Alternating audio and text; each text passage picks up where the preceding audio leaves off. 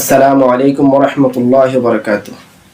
প্রিয় দর্শক শ্রোতা, আজকে আমরা পবিত্র কোরআনের 49 নম্বর সূরা হুজরাতের কয়েকটি আয়াত নিয়ে আলোচনা করার চেষ্টা করব।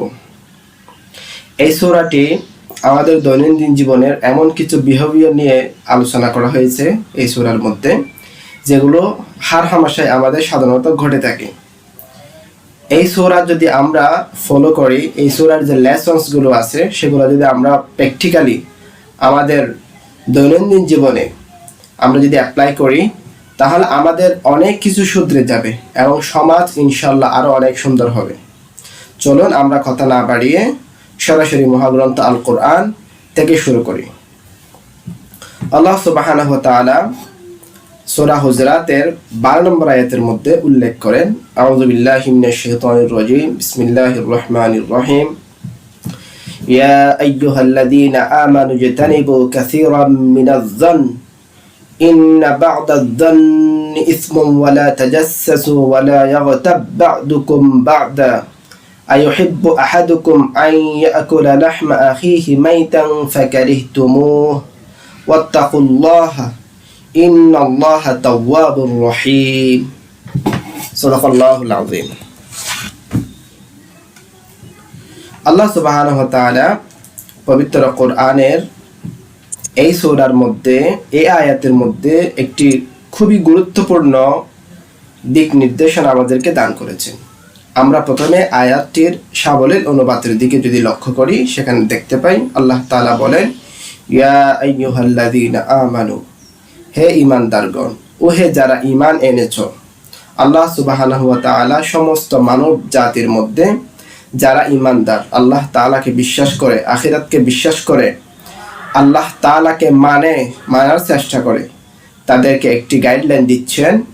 সেটি হচ্ছে ইজতানিবু, তোমরা বেঁচে থাকো, তোমরা নিজেদেরকে বাঁচিয়ে রাখো। থেকে কাসীরাম মিনাজ-যন, বেশি বেশি করে ধারণা করা থেকে।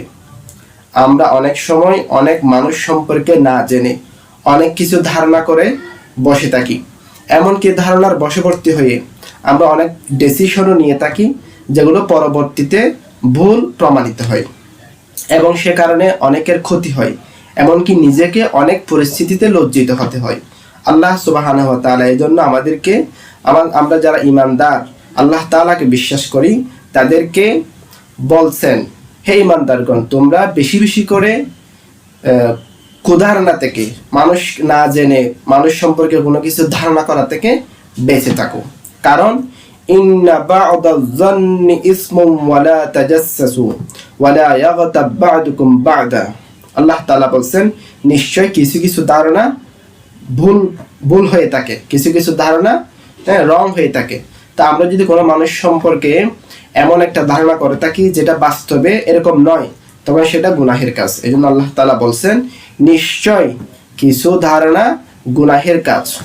অর্থাৎ আমরা এমন একটা ধারণা করলাম যেটা বাস্তবে তার মধ্যে নাই, অথবা সেটার বাস্তবতা তার বিপরীত, সেক্ষেত্রে কি হবে? সেক্ষেত্রে এটা গুনাহ হবে। আল্লাহ তাআলা এরপরে বলছেন, ওয়ালা তাজাসসু, এবং অপরের ছিদ্র অন্বেষণ করো না। দ্বিতীয় যে নসিহতটা আল্লাহ সুবহানাহু ওয়া তাআলা আমাদেরকে করছেন, সেটি হচ্ছে মানুষের ছিদ্র অন্বেষণ না করা, অর্থাৎ মানুষের দোষ তালাশ না করা।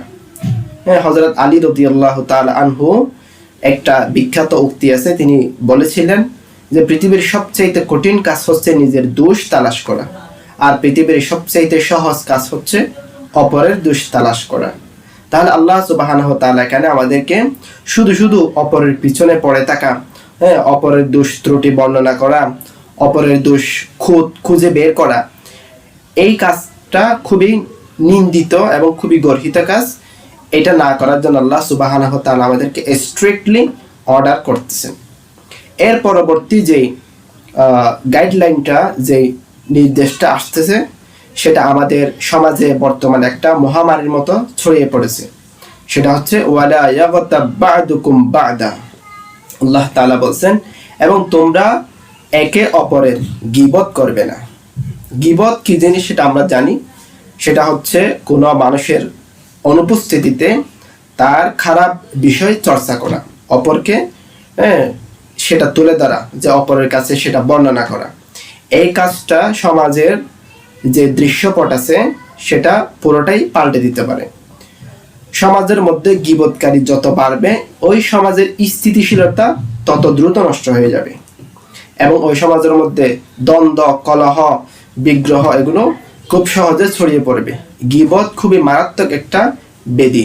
আল্লাহ সুবহানাহু ওয়া তাআলা এই আয়াতের এই অংশের মধ্যে গীবতের ব্যাপারে খুবই স্ট্রিক্টলি ঈমানদারদেরকে মানা করে দিচ্ছেন, এবং সেটা আল্লাহ সুবহানাহু ওয়া তাআলা শুধু মানা করেই ক্ষান্ত হননি, সেখানে গীবত যে কত নিন্দিত কাজ, কত নোংরা কাজ, সেটার একটা উদাহরণ আল্লাহ সুবহানাহু ওয়া তাআলা পেশ করছেন আমাদের জন্য। আল্লাহ তাআলা বলছেন, আইয়ুহিব্বু আহাদুকুম আন ইয়াকুলা লাহমা আখিহি মাইতান ফাকারিহতুমুহ। আল্লাহ তাআলা বলছেন, তোমাদের কেউ কি এমন আছে যে তার নিজের মৃত ভাইয়ের গোশত খেতে পছন্দ করে?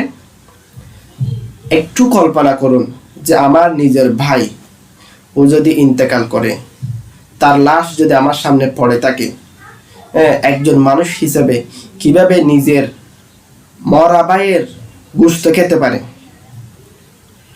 এটা তো কতটা যে ব্যাপক, এই যে গীবত কতটা যে মারাত্মক একটা বেদি, সেটা আল্লাহ সুবহানাহু ওয়া তাআলা এখানে খুবই গভীরভাবে আমাদেরকে ইঙ্গিত দিচ্ছেন।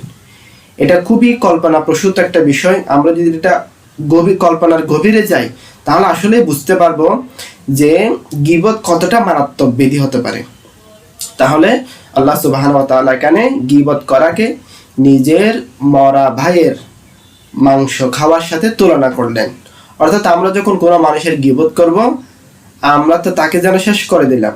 একজন মানুষের যখন দোষ আলোচনা করা হয়, সেই মানুষটা অনেক সময় সংশোধন হতে চাইলেও মানুষের বিভিন্ন কথার কারণে সে নিজেকে শুধরাতে পারে না। পৃথিবীতে তো সবাই গুনাহ করে। আল্লাহ রাসূল সাল্লাল্লাহু আলাইহি সাল্লাম হাদিসের মধ্যে বলছেন, যে এরকম একটা হাদিস আছে না,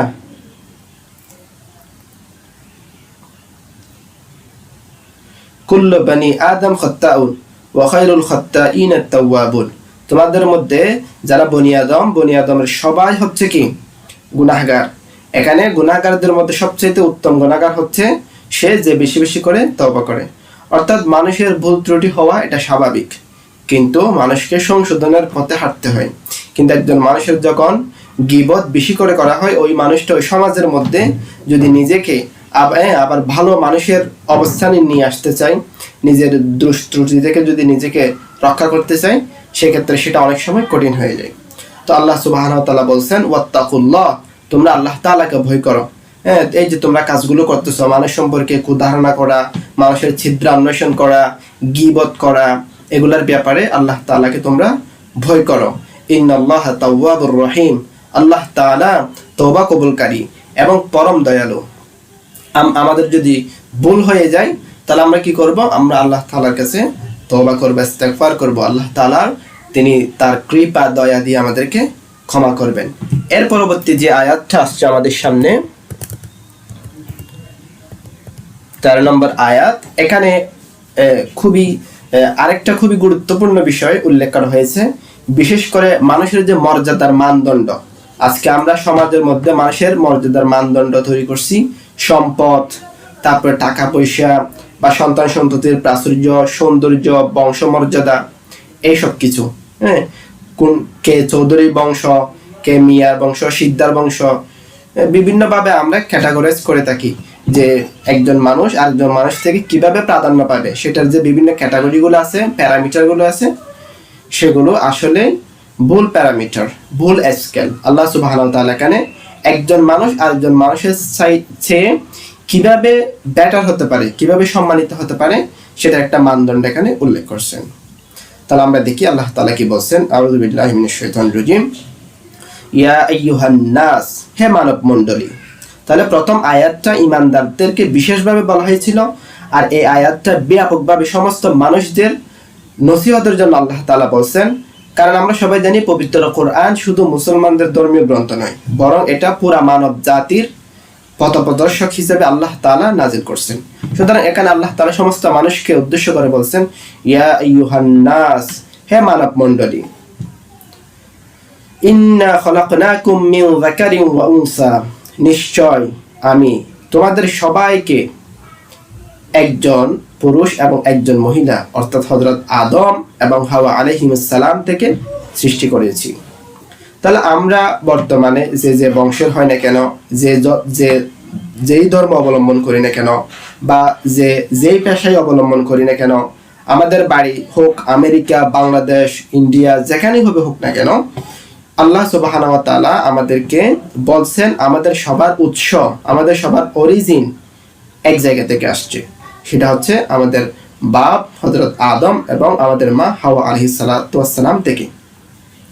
সুতরাং আল্লাহ তাআলা এই কথাটা দিয়ে এখানে প্রথম যেই বিষয়টা আসছে সেটা হচ্ছে আমাদের সবাইকে এক করে দিচ্ছেন।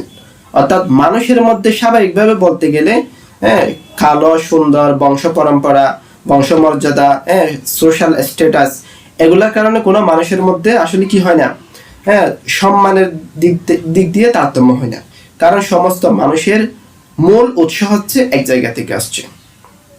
এরপর আল্লাহ তাআলা বলেন ওয়াজআলনাকুম শুউবান ওয়া ক্বাবাইলা লিতাআরাফু, এরপর আল্লাহ তাআলা আমাদেরকে বিভিন্ন জাতিতে বিভিন্ন গোত্রে ভাগ করে দিলেন যারা আমরা একে অপরের সাথে পারস্পরিক কি হতে পারি, পরিচিত হতে পারি। আপনি একটু চিন্তা করুন, যদি পুরা পৃথিবীর মানুষের সমস্ত মানুষের চেহারা যদি একরকম হতো এবং সবাইকে যদি একসাথে পাঠানো হতো এবং সবার বংশ অর্থাৎ কোনো ধরনের পার্থক্য নেই, সবাই একদম রোবটের মতো সব একরকম, তাহলে আমরা একজন আরেকজনকে কিভাবে চিনতাম? আমরা আমাদের যে এখন যে একটা যে মানুষের মধ্যে একটা বন্ধন, যে বন্ডিংটা আছে, সেটা কখনো তৈরি হতো না। এখন যে স্ত্রী স্বামীর সম্পর্ক, ছেলে বাবার মধ্যে সম্পর্ক, ভাই বোনের মধ্যে সম্পর্ক, সেটা তখন গড়ে ওঠাটা সম্ভব হতো না। এজন্য আল্লাহ তাআলা আমাদেরকে একটা নিয়ামতের কথা স্মরণ করিয়ে দিচ্ছেন এখানে, যে আল্লাহ সুবহানাহু ওয়া তাআলা আমাদেরকে মূলত বিভিন্ন গোত্রে বংশে ভাগ করছেন যেন আমরা একে অপরের সাথে পরিচিত হতে পারি এবং সুন্দর করে সমাজ ব্যবস্থা, রাষ্ট্র ব্যবস্থাগুলো প্রতিষ্ঠিত করতে পারি। এরপর আল্লাহ তাআলা বলছেন ইন্না আকরামাকুম ইনদাল্লাহি আতকাকুম, আল্লাহ তাআলার কাছে নিশ্চয় তোমাদের মধ্যে সেই বেশি সম্মানিত যে তোমাদের মধ্যে বেশি আল্লাহ তাআলাকে ভয় করে। তাহলে তাকওয়া, এই তাকওয়াই হচ্ছে মানুষের সম্মানের তারতম্যের প্যারামিটার। এটা দিয়ে আমরা মাপতে পারবো আসলে একজন মানুষ আল্লাহ তাআলার কাছে কতটুকু সম্মানিত। তাহলে আমরা যে প্যারামিটারগুলা, আমরা যে স্কেলগুলা করছি, সেগুলো আসলে সার্বজনীন বা ইউনিভার্সাল স্কেল নয়, সেগুলো একটা আপেক্ষিক বিষয়। কিন্তু বাস্তবে আল্লাহ সুবহানাহু ওয়া তাআলার কাছে একজন রিকশাওয়ালা, একজন গাড়িওয়ালা, তার ভিতরে যদি তাকওয়া থাকে, সে ওই প্রেসিডেন্ট থেকে আল্লাহ তাআলার কাছে বেশি সম্মানিত যে প্রেসিডেন্টের কাছে তাকওয়া নাই অথবা তার চেয়ে কম তাকওয়া আছে। সুতরাং এখানে আল্লাহ তাআলা আমাদেরকে একটা বড় শিক্ষা দিচ্ছেন, সেটা হচ্ছে আমরা যদি আল্লাহ তাআলার কাছে সম্মানিত হতে চাই তাহলে আমাদেরকে তাকওয়া বাড়াতে হবে। এখন এখানে একটা প্রশ্ন হচ্ছে, মানুষের কাছে সম্মানিত হতে হলে কি তাকওয়া দরকার নাকি অন্যান্য প্যারামিটারগুলো দরকার? আসলে এখানে একটা বুঝার বিষয় আছে। এরকম একটা কথা আছে, মাল্লাহুল মাওলা ফালাহুল কুল, অর্থাৎ যার পক্ষে স্রষ্টা তার পক্ষে সৃষ্টি। অর্থাৎ আমরা বলতে পারি, আমরা যদি আল্লাহ তাআলার কাছে সম্মানিত হতে পারি তাহলে আল্লাহ সুবহানাহু ওয়া তাআলা মানুষের কাছে আমাদেরকে সম্মান দান করবেন।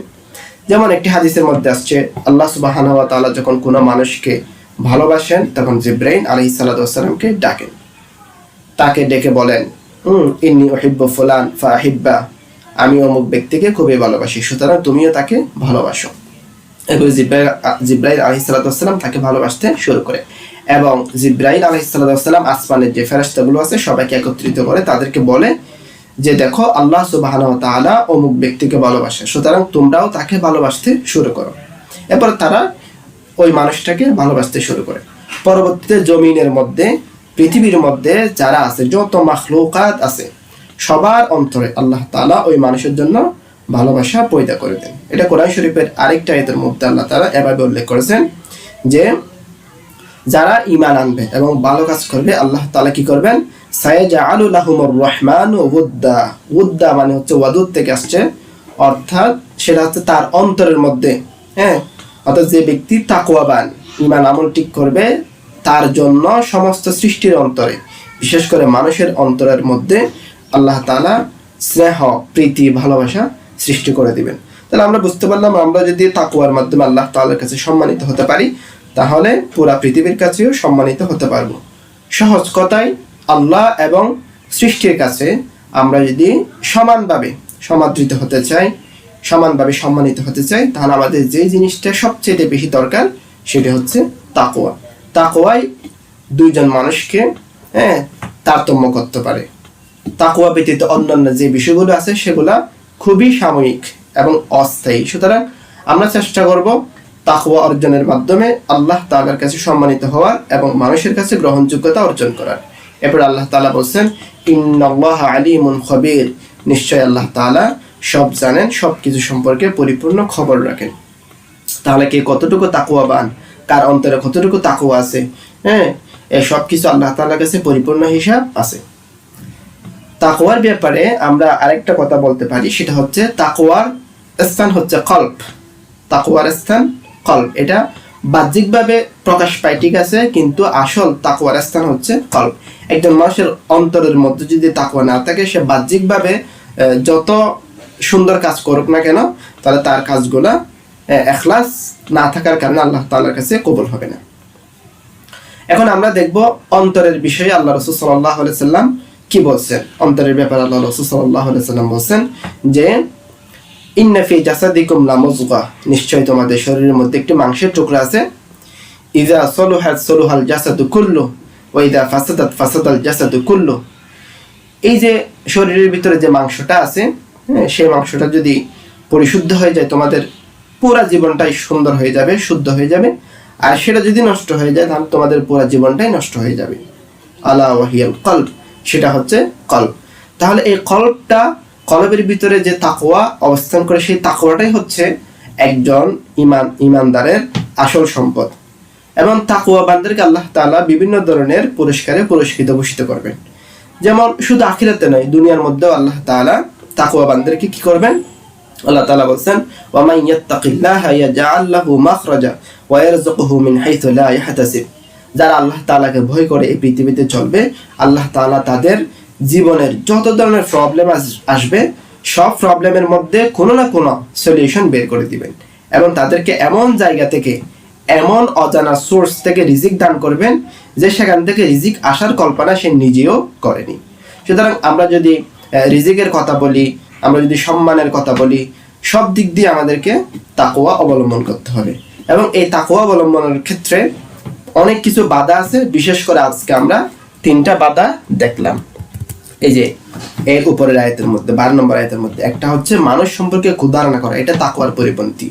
এরপরে মানুষের দোষ তালাশ করা, এটাও তাকওয়ার পরিপন্থী। এবং মানুষের গীবত করা, গীবত করার কারণে আমরা যার গীবত করব তার কাছে আমাদের সওয়াবগুলো চলে যায় এবং তার গুনাহগুলো আমাদের কাছে চলে আসে। সুতরাং এটা খুবই তাকওয়া পরিপন্থী কাজ এবং এটা যে সামাজিক বড় ধরনের একটা মহামারী আকারে দিন দিন ছড়িয়ে পড়ছে।